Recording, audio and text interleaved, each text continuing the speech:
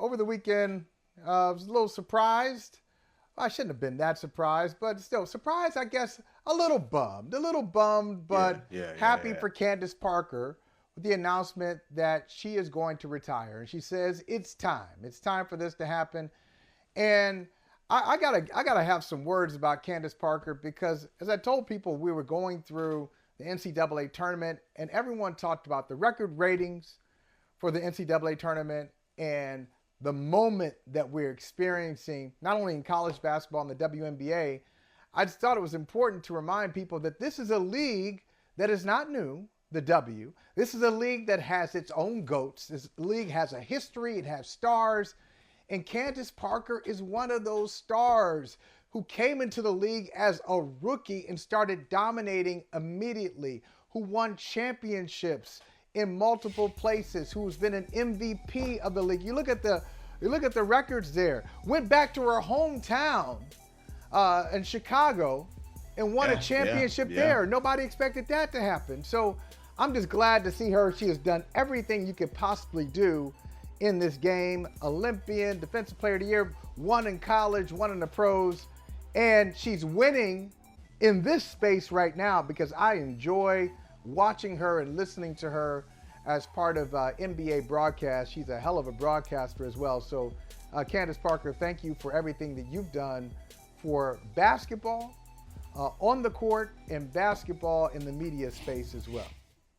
Look, there's GOATs of particular eras when you come to women's basketball. Like there's the Cheryl Miller era, and then there's the Cheryl Swoops era, and then there's the Candace Parker era that I think it goes undersold that she came into the league as the Rookie of the Year and the MVP. Like those things don't happen in professional sports. It kind of goes a little undertold. But I don't know if we know a life in terms of a media life, in terms of how we see the W without having Candace Parker in the league. Like she's been in the league not just for so long, but she's been a dominant part of the conversation for so long that even though you're going to have the new ones, the Caitlin Clarks, the Juju Watkins, the Paige Beckers, Candace Parker was going to be right there with them, still being able to compete and still being part of the conversation. Now she's going to be leading the conversation as opposed to being the topic of the conversation. But man, she has such a decorated career and was universally respected. Like when you talk to other ball players, you talk to male ball players about Candace Parker, like the respect, the admiration comes out. So nah, man, she's one of them, one of the few. She's one of them.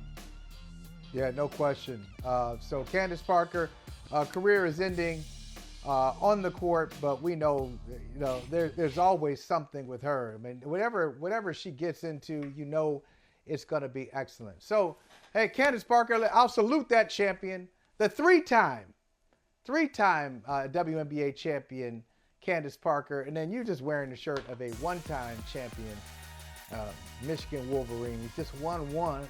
Just won one in the 21st century. Just one? Just one. Just one? I mean, this century. Right. This century. Oh, okay. Just making sure. Hey, thank you for watching Brother from Another. If you haven't hit that subscribe button, go ahead and do that now. Don't forget, you can catch us 3 to 4 weekdays on PeacockTV.com and on Sirius XM Channel 85.